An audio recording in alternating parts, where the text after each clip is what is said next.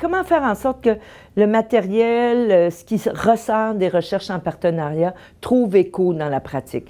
C'est la grande question que nous, on se pose depuis des années.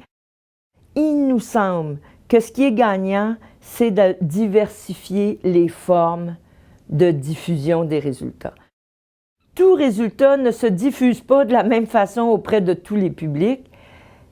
Plus le jumelage est bien fait en termes de partenariat, plus on répond facilement à cette question-là.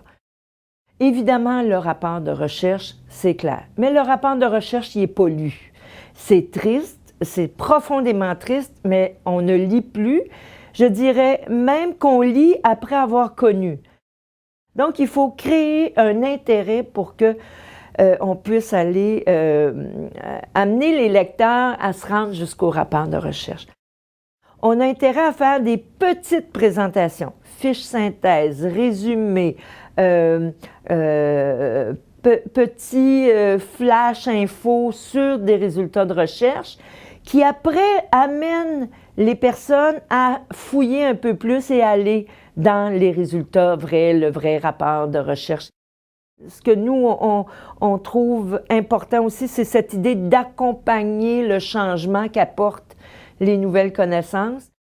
Plus les connaissances sont importantes et plus elles sont difficiles parce qu'elles peuvent peut-être bousculer déjà les pratiques. Donc, cette idée d'accompagnement nous semble importante. Oser vulgariser. Comment le groupe partenaire, le comité de pilotage ou le comité d'encadrement du projet peut devenir lui-même un outil pour diffuser les résultats parce qu'eux-mêmes ont fait une démarche en se regardant aller. Demander aux personnes elles-mêmes de présenter les résultats. Si les groupes ont été partie prenante dans l'ensemble de la démarche, on peut aussi leur demander qu'est-ce qu'eux autres ont trouvé important dans cette démarche-là. C'est quoi les résultats qui ont trouvé écho dans leur pratique? Et ça, c'est déjà un type de connaissance qu'on pourrait diffuser. On favorise aussi l'utilisation des cahiers de bord sur la démarche du projet, de la réalisation du projet. À tout moment, dans les cahiers de bord, on peut noter, là, ça serait intéressant de revenir, faire des allers-retours pratiques, équipe de recherche, ça favorise les résultats. Il y a une richesse qui sort quand les personnes, les participantes sont présentes tout au long.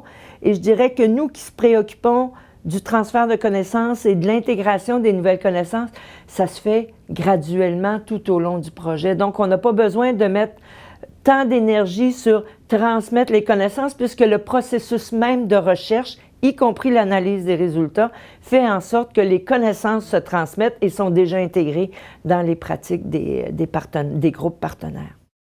C'est sûr que pour le partenaire, c'est important de comprendre c'est quoi les obligations puis les contraintes du chercheur.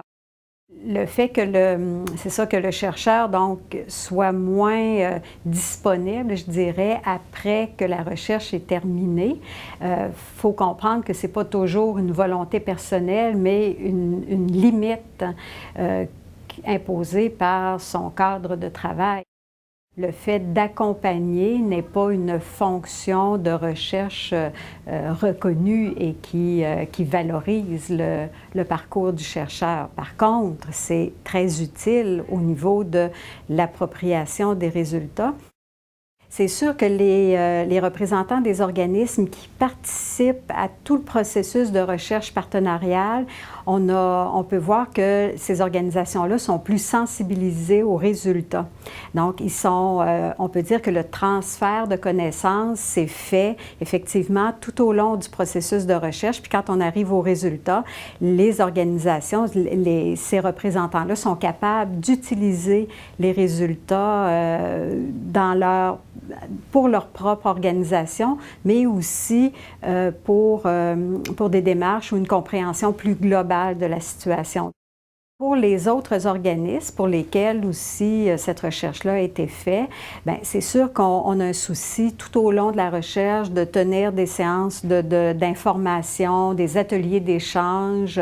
Ça s'est fait tout le long, mais je me suis aperçue que les organisations qui n'ont pas participé, qui n'ont pas pris part au processus de recherche partenariale, quand les résultats arrivent, sont plus loin. C'est plus difficile pour eux de se les approprier pour leur organisme, puis pour aussi comprendre leur rôle, par exemple, dans une mobilisation. Ça demande idéalement que le chercheur demeure présent dans le milieu pour continuer les travaux et c'est là aussi que ça s'inscrit dans le temps parce que là, on va utiliser les résultats à différentes occasions et c'est pas toujours dans un contexte où c'était prévu pour ça.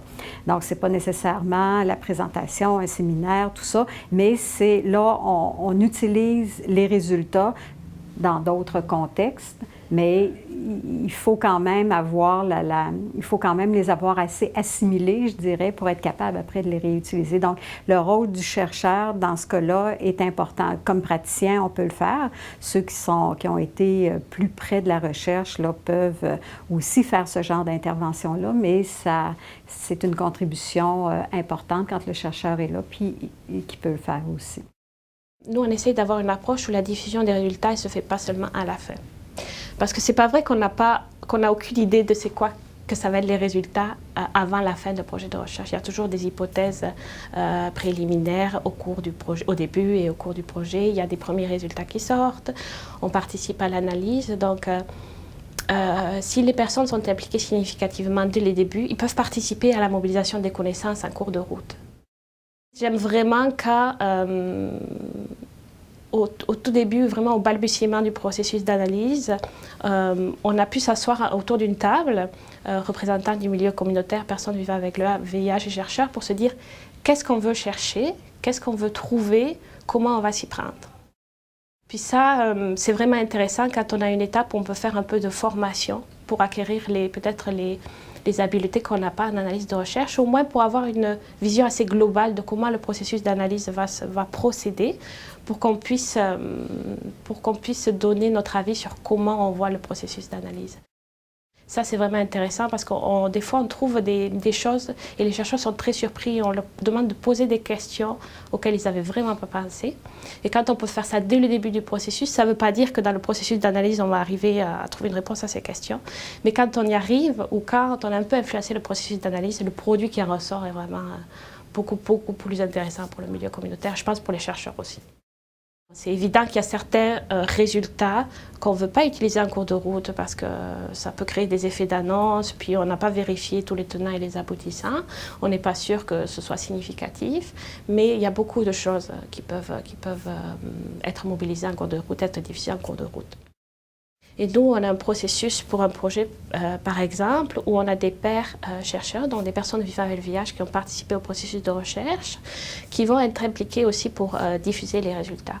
Donc, c'est eux qui vont présenter les résultats dans les organismes communautaires et ils participent également au comité de travail qui vise à créer des fiches pratiques, c'est-à-dire des outils pour le projet ce projet-là était sur la sécurité alimentaire. Ben, la place du chercheur, elle est vraiment centrale.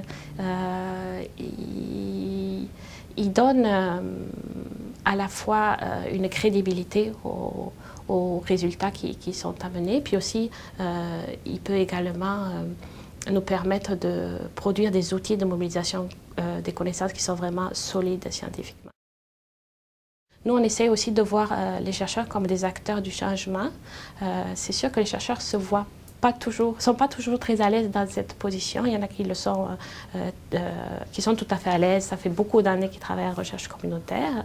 Mais je pense que c'est un peu artificiel, comme le font certaines personnes, de penser que les chercheurs vont seulement s'occuper de l'aspect scientifique d'une recherche et ne vont pas participer aux actions de diffusion des connaissances, à leur mobilisation et au changement social en bout de route. On aime beaucoup travailler avec des chercheurs qui se mouillent, en le disant de façon un peu familière, et qui participent activement à faire que ces résultats de recherche vont faire changer les choses quand c'est nécessaire. Ce qui va favoriser l'appropriation des résultats de recherche, c'est de prendre le temps de la vulgariser, de prendre le temps de la rendre accessible, puis de la reprendre. Moi, ma job, c'est de faire à la fois de la recherche et de la formation. Donc, moi, un coup que la recherche est faite, ça me donne des résultats de recherche. Il faut que je réussisse à les approprier. Si j'ai de l'aide des chercheurs pour le faire, c'est tellement merveilleux. Et les personnes en situation de pauvreté qui l'ont vécu, la recherche. Là. Puis par la suite, c'est approprié pour être capable de le rendre à différents publics. Souvent, on va utiliser beaucoup le théâtre, la vidéo, pour être capable de rendre accessibles les résultats de recherche. Là. Donc, il faut, dans les subventions, penser à garder un montant d'argent pour ça, pour être capable de vulgariser, dans le fond, les résultats de recherche.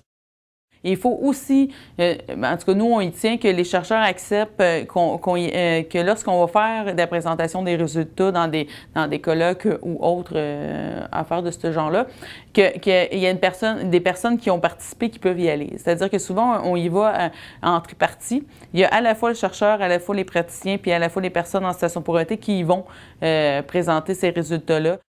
Ce qui est intéressant, c'est de voir les personnalités sociales, ça fait quoi comme impact, cette recherche-là, sur leur vie. Parce que souvent, ce que les personnalités sociales vont déplorer des recherches, c'est que, bon, vous avez fait une recherche sur moi, j'ai mis mes tripes sur la table, puis à la fin, ça m'a rien donné, moi, personnellement.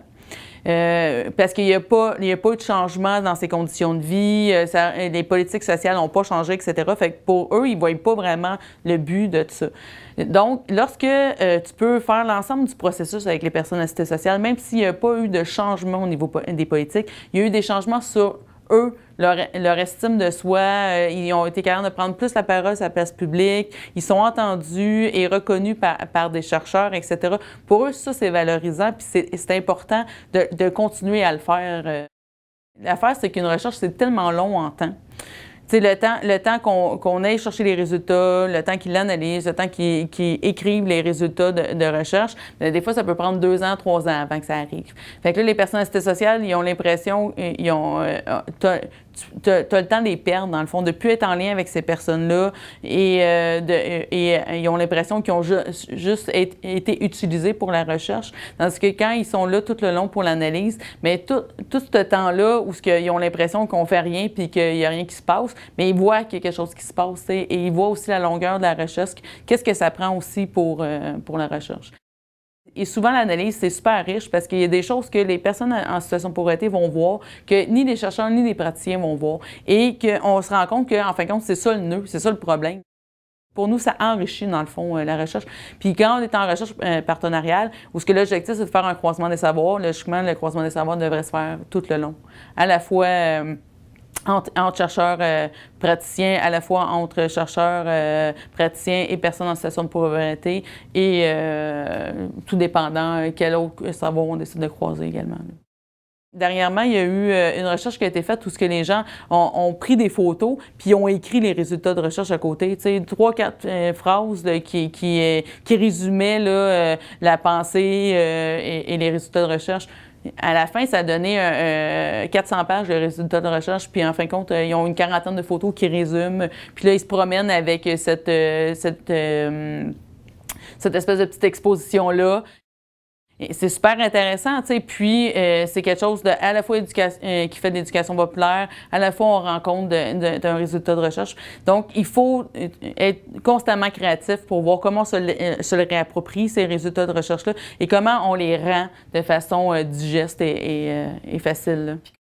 Moi, je crois que le chercheur a un rôle à jouer là-dedans. Malheureusement, ils n'ont pas toujours rendu à la vulgarisation des résultats de recherche. Souvent, il n'y a plus d'argent. Donc, et souvent, les chercheurs ont commencé une autre recherche. Donc, c'est difficile là, de pouvoir continuer là, à travailler pour la vulgarisation. Mais souvent, tout le long, on a en tout cas pour l'instant, dans les recherches dans lesquelles j'ai fait, là, c'est tout le long, on a essayé de voir comment on faisait pour vulgariser ça, quels étaient les résultats de recherche. Fait que ça aide là, à faciliter. Puis le fait qu'on est là tout le long aussi, ça aide aussi à la vulgariser, cette recherche-là, parce qu'à la base, nous, on a demandé une vulgarisation aux chercheurs, là, donc ça aussi, ça aide beaucoup. Il y a moyen que les chercheurs soutiennent sans être impliqués directement là, dans la vulgarisation. Ils peuvent soutenir en le présentant, ce résultat-là, en faisant mousser aussi le résultat de la vulgarisation, parce que souvent, de toute façon, c'est ça qui va faire que la recherche va rester vivante, parce que 400, 500 pages de mots, parfois, ils vont être tablettés, tandis que quand c'est quelque chose qui est plus vivant, qui bouge plus, vulgarisé, ça aide à continuer à faire mousser la recherche, là. Dans plusieurs projets, souvent, on y pense à la fin, à la question du transfert des résultats. Et dans une dynamique partenariale, en tout cas, ce que je constate, c'est que c'est des questions qu'on doit se poser dès l'amorce. Dans un processus de recherche, on va essayer déjà de formater un petit peu le livrable pour s'assurer qu'ensuite il puisse être transférable. C'est-à-dire, par exemple, si on a un rapport de recherche, souvent ça peut être utile pour le groupe pour que ce soit de développer sa stratégie de plaidoyer, pour être capable d'avoir des arguments. Mais on doit éviter que ce rapport de recherche-là soit le seul outil ou soit du moins le seul livrable qui va dormir sur une tablette. Souvent, un rapport de recherche va être un élément, mais ensuite, on va voir selon ce qu'on veut faire, qui sont les destinataires, qu'est-ce qu'on pourrait développer d'autre. Est-ce qu'on a besoin de faire une formation pour s'assurer que les gens puissent s'approprier ces résultats-là? Parce que, bon, il y a le transfert, il y a aussi l'appropriation des résultats. Quand on a le souci du transfert dès l'amorce, bien, c'est garant un petit peu d'arriver à la fin, finalement, avec une stratégie qui est cohérente. Donc, qui nous a permis un petit peu de se construire tout au fil du processus. Au fil d'une recherche, il y a des nouvelles découvertes, des nouveaux enjeux, des nouveaux éléments qu'on n'avait pas réfléchis au départ. Donc, c'est ajuster la stratégie en conséquence. Et même souvent, ce que j'essaie de voir, du moins à mon niveau, c'est comment, au cours de route, est-ce qu'il n'y en a pas des occasions, des opportunités déjà de transfert. Il faut toujours faire attention, on ne transfère pas des résultats bruts sans avoir pris la peine de l'analyser, mais parfois on réalise qu'il y a certains moments dans la vie d'un projet de recherche qui mériteraient qu'on arrête, qu'on prenne un temps pour faire un transfert du transfert. Et ça, si on ne l'a pas réfléchi dès l'amorce, bien, ça devient difficile de répondre, de les constater, ces moments-là, puis d'y réfléchir, puis de s'organiser en conséquence. Dans le fond, les groupes sont les meilleurs pour faire la diffusion dans leur milieu. Au niveau de la diffusion académique, bon, le chercheur va faire sa route puis il connaît son chemin, mais au niveau sociétal, de la société, les groupes, c'est eux autres qui connaissent et leurs partenaires, et leurs membres, leurs alliés. En général, ce que les groupes préfèrent, c'est qu'on donne un soutien à la publication du rapport. Par la suite, ils partent avec le rapport et soit ils invitent le professeur ou l'étudiant dans d'autres activités pour présenter le rapport de recherche ou une partie de la recherche. C'est un petit peu entre leurs mains. Peut-être qu'il faudrait en faire plus, mais on a tellement un petit budget qu'après ça, on ne voit pas qu'est-ce qu'on peut faire d'autre que de solliciter le prof et l'étudiant pour aller présenter les résultats puis soutenir la publication du rapport.